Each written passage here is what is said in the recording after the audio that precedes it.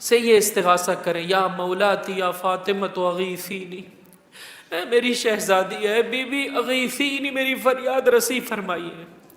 وگرنہ 2 رکعت نماز علماء نے کتابوں میں ذکر کی ہے، 2 رکعت نماز پڑھے انسان، اس کے بعد 3 مرتبہ تکبیر کہے، جتنا اس وقت مجھے یاد آ رہا ہے ظاہراً تسبیح حضرت زہرا کی تلاوت کریں، پھر اس کے بعد سجدے میں سر رکھے 100 مرتبہ، دایاں رخسار رکھے 100 مرتبہ، پھر دوبارہ سجدے میں سر رکھے 100 مرتبہ، بایاں رخسار رکھے 100 مرتبہ۔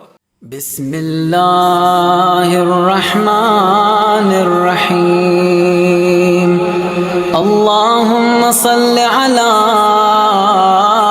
محمد وآل محمد۔ جب کوئی بہت کٹھن مصیبت میں، سختی میں انسان گرفتار ہو جائے کہ جس میں وہ احساس کرتا ہو کہ میں نے خود سے کوئی ایسی غلطی نہیں کی ہے، بلکہ تدبیر امور اس طرح سے ہوئی ہے کہ یہ مشکل میرے سامنے آ کھڑی ہے، اور ایک مرتبہ پریشانی میں انسان کو سمجھ میں نہیں آ رہا ہو صراط مستقیم پر چلنا، تو پروردگار متعال کی ان 4 صفات کو تکرار کر لے، اسے قرار آ جائے گا، اسے سمجھ میں آ جائے گا کہ اسی میں میری بھلائی ہے۔ 1، میرا پروردگار میری اس مصیبت سے واقف ہے۔ 2، اس مصیبت کو دور کرنے پر قادر ہے۔ 3، بہت مہربان ہے، ایک ماں کیا چاہتی ہوگی اس سے کئی زیادہ مجھے پسند کرتا ہے۔ 4، میرے پروردگار کا کوئی کام حکمت سے خالی نہیں ہے۔ بچہ رو رہا ہے، باپ دیکھ رہا ہے، باپ قادر بھی ہے بچے کی مصیبت کو ختم کرنے پر، بچے کی سختی سے اسے نجات دلانے پر، باپ کے دل میں مہربانی بھی ہے، لیکن باپ اپنی معرفت اور حکمت کے تحت یہ دیکھ رہا ہے کہ جس شے کے لیے یہ رو رہا ہے اس شے میں اس کی بھلائی نہیں ہے، اس شے میں اس کی ہلاکت ہے۔ لہٰذا اس روتے ہوئے بچے کو تنہا چھوڑنے پر کوئی بھی اسے مذمت نہیں کر رہا ہے، بلکہ سب تعریف کر رہے ہیں کہ اس نے حکمت و معرفت و بصیرت کے ساتھ اس امر کو بجا لایا ہے۔ بچے کو سمجھ میں نہیں آ رہا ہے، جب اس کی معرفت بلند ہوگی تو اپنے باپ کی پیشانی کو چومے گا۔ تو آؤ عزیزو، انسان رب کی بارگاہ میں بھی اسی طرح سے خطاب کرے، پروردگار تو نے اس مرحلے کو میرے لیے قرار دیا ہے، حتماً تو اس میں میرے لیے بہتری کو دیکھ رہا ہے، تجھے شہتری کنیز خاص، رسول کی بیٹی، ابنت المصطفیٰ، زوجۃ المرتضیٰ، والدۃ المجتبی و سید الشہداء کا واسطہ مجھے صبر عطا فرما، مجھے شکر کرنے کی توفیق دے، مجھے صراط مستقیم پر ثبات قدمی کے ساتھ قدم رکھنے والوں میں سے قرار دے۔ پروردگار متعال محروم نہیں کرے گا۔ رنگ توحیدی کو بڑھانے کے لیے عزیزوں ایک اہم ترین کام، ہر روز انسان تھوڑا سا وقت عبادت میں لگائے۔ اس مصروف اور پرآشوب زمانے میں ہمارے پاس بہت ساری چیزوں کے لیے وقت ختم ہو گیا، اس میں سے ایک وقت عبادت کے لیے۔ واجب نمازیں جو 17 رکعت ہیں ان کی کیفیت بخوبی میں اور آپ جانتے ہیں۔ 100 میں سے کبھی اپنے آپ کو خود نمبر دیجئے گا، کبھی 100 آؤٹ میں سے اپنے آپ کو خود نمبر دیجئے گا، تو چھوڑ دیں دوسرے کیا قضاوت کرتے ہیں۔ پوری نماز میں سب کچھ تو ہوتا ہے، پروردگار متعال بولیے نہیں ہوتا ہے میرے بھائی۔ تھوڑا سا وقت نکالیے عزیزو، شہزادی کی دعاؤں کو مد نظر رکھیں، وہی جو ہمارے ہاں معمولاً پڑھی جانے والی دعائیں تھوڑا ان کو دقت سے پڑھ لیں۔ یہ جو روزانہ کی ہر دن کی دعائیں، کاش میں اور آپ اس میں دقت کر لیں۔ یہ جو روزانہ اہل بیت کی خدمت میں سلام ہے، کاش اس میں دقت کر لیں۔ مفاتیح الجنان الحمدللہ آپ کے گھروں کی زینت ہے، کوشش کریں مفاتیح الجنان بترجمہ خریدیں اور اسے پڑھیں، اور یقین جانیے جب پڑھیں گے تو شروع میں سمجھ میں نہیں آئے گا بعض جملات، خب میں یہی چاہتا ہوں، اسی مقام پر آپ کو پہنچانا چاہتا ہوں کہ آپ کو سمجھ میں نہ آئے، تاکہ آپ آگے بڑھیں، کسی عالم سے اور کسی کتاب کا سہارا لے کر اپنی اس مشکل کو حل کریں۔ ایک مرتبہ اس راہ میں آپ اچھی طرح سے قدم آگے بڑھائیں گے عزیزو، اتنا مزہ ہے، اتنا مزہ ہے کہ دنیا و ما فیہا کا مزہ اس کے مقابلے میں کچھ بھی نہیں ہے میرے بھائی۔ آؤ در زہرا سے مانگو، شہزادی کی خدمت میں آ کر تقاضا کرو، اے بی بی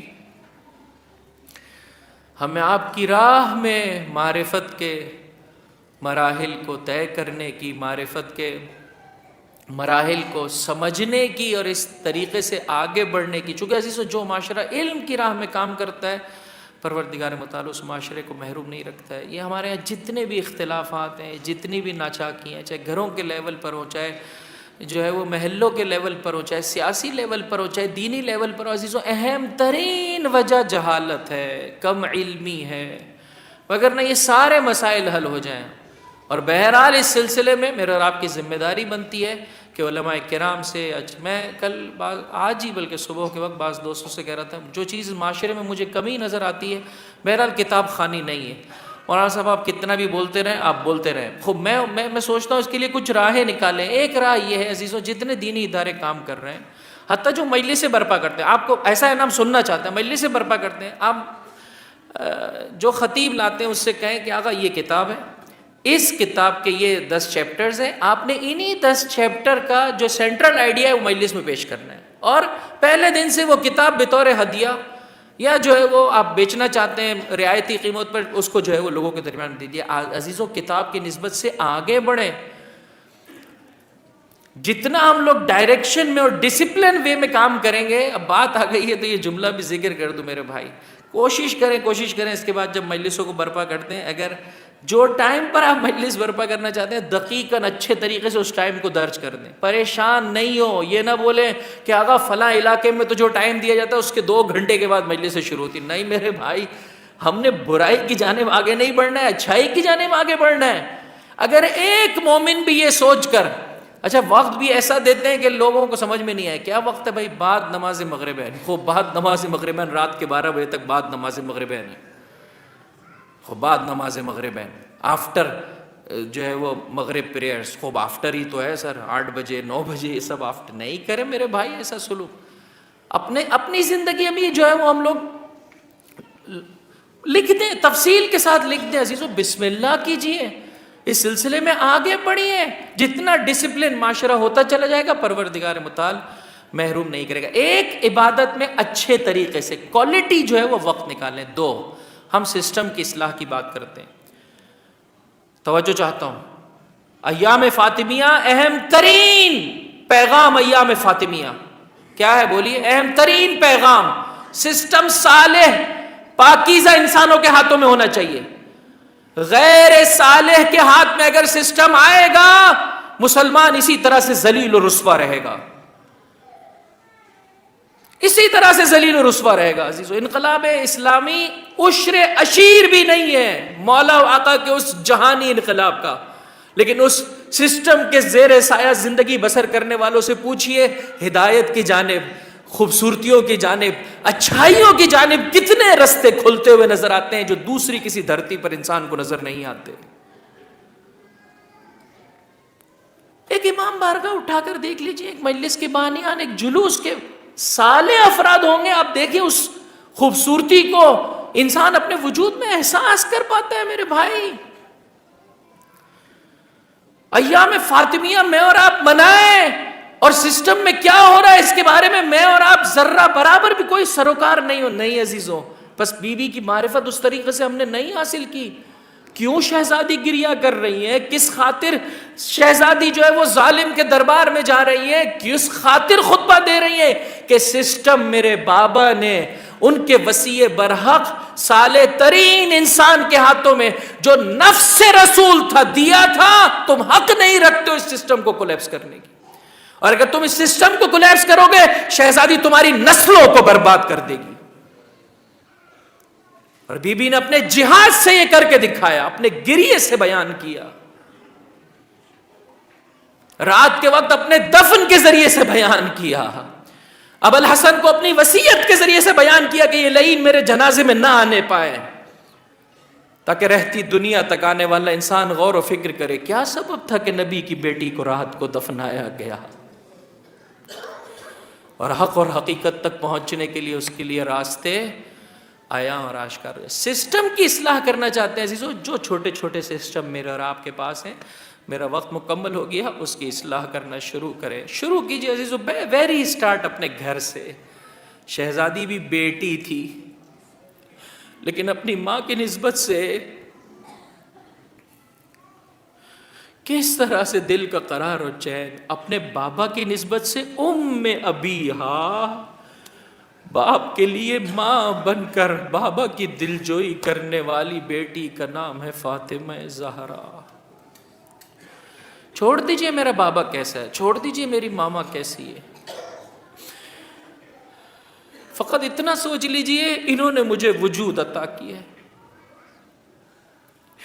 عزیزو، جو اپنے ماں باپ کی حرمت کا پاس رکھتے ہیں، قوی امکان ہے عزیزو کہ وہ کبھی اہل بیت اطہار کے حق کی ادائیگی میں کوتاہی نہیں کریں گے، اس لیے کہ وہ ظاہری وجود دینے والے ہیں، یہ باطنی اعتبار سے ہمارے ماں اور باپ ہے۔ فرمایا اگر وہ ظلم بھی کر دیں، تمہارے ساتھ ناانصافی بھی کرے، تو بھی غصے سے اور غضب بھری نگاہوں سے دیکھنے کی اجازت نہیں ہے، اور ایسے دیکھنے والے کی نماز خدا اس کے منہ پر مار دیتا ہے۔ بوڑھے ماں باپ کی قدر کیجئے عزیزوں، یہ در بہشت ہے، قسم بخدا در بہشت ہے، میں آپ سے نہیں اپنے آپ سے کہتا ہوں، یہ در بہشت ہے، جب تک زندہ ہے ان کی قدر کیجئے۔ شخص آیا حضرت کے پاس، آنے کے بعد کہنے لگا آقا کون سا ایسا گناہ نہیں ہوگا جو میں نے نہیں کیا، کیا کروں، در توبہ۔ فرمایا تیرے ماں باپ میں سے کوئی زندہ ہے؟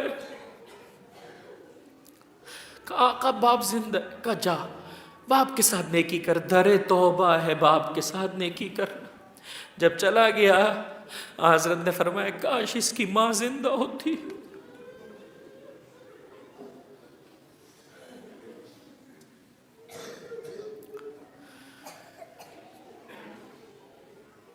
کاش اس کی ماں زندہ ہوتی۔ فرمایا جنہیں ماں باپ میں سے دونوں یا ایک نصیب ہو جائے اور اسے خدا کی مغفرت نصیب نہ ہو، وہ خدا کی رحمت سے دور ہے، اس دنیا سے چلے گئے، رابطہ منقطع نہ کریں، نہ بھولیں، ہر نیکی میں انہیں یاد رکھیں، ہر اچھائی میں انہیں یاد رکھیں، فراموش نہ کریں، اپنے بچوں کو اور نسلوں کو سکھائیں، ان کی دعائیں لے۔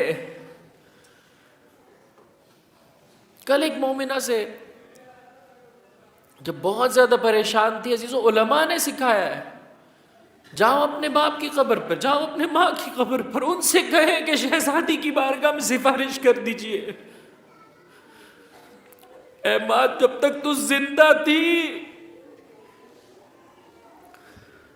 تیرے سبب سے بہت ساری سختیوں سے میں بچا ہوا تھا، اے ماں میرے لیے دعا کر دیجئے، میری شہزادی کی خدمت میں دعا کر دیجئے۔ عزیزو محروم نہیں کیا جاتا، اس نماز کو پڑھ سکتے ہیں پڑھیں، نہیں پڑھ سکتے عزیزو مسلسل ان ایام میں ہمیشہ عزیزو خدا کی اطاعت کے راستے میں معصیت سے اپنے آپ کو بچانے کے لیے شہزادی سے یہ استغاثہ کریں، یا مولاتی یا فاطمہ اغیثینی، اے میری شہزادی ہے بی بی اغیثینی، میری فریاد رسی فرمائیے۔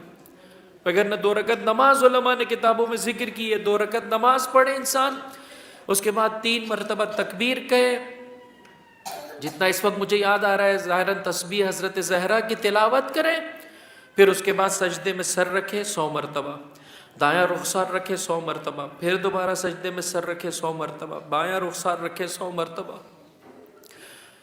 پھر آخر میں 5ویں مرتبہ سر سجدے میں رکھے، پہلی 4 مرتبہ 100 مرتبہ اور آخری مرتبہ 110 مرتبہ، 510 ٹائمز انسان 2 رکعت نماز پڑھنے کے بعد سجدے میں سر رکھ کر ان جملات کی تلاوت کرے، یا مولاتی یا فاطمہ اغیثینی، اے بی بی میں آپ کا پیروکار بننا چاہتا ہوں،